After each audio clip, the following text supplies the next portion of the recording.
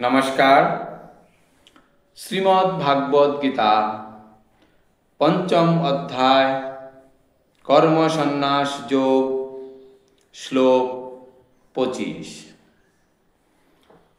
लभन्ते ब्रह्म निर्वाणम ऋषय क्षीण कल्लषा छिन्नद्वैधा जतात्मनान् सर्वभूतहिते रता।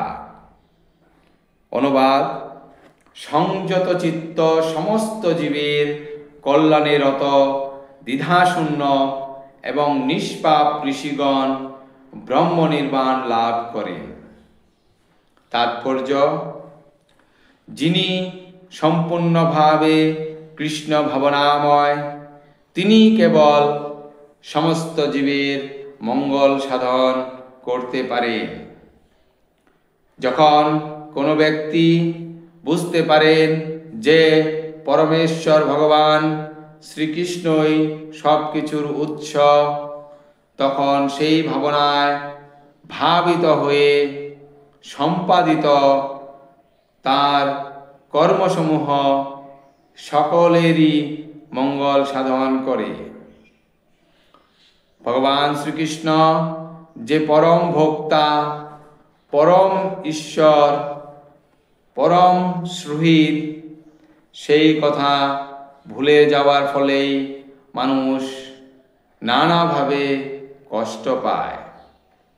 তাই সমস্ত মানব সমাজে এই চেতনাকে পুনর্জাগরিত করাই সর্বাপেক্ষা কল্যাণকর কর্ম। ব্রহ্ম নির্বাণ স্তর লাভ না করলে এই পবিত্র কর্ম সম্পাদন করা যায় না। কৃষ্ণ ভক্তের মনে শ্রীকৃষ্ণের পরমেশ্বরত্ব সম্পর্কে কোনো সংশয় থাকে না। তার মনে কোনো সংশয় থাকে না, কারণ তিনি সম্পূর্ণরূপে পাপ মুক্ত। এটি দিব্য ভগবত প্রেমের প্রকাশ।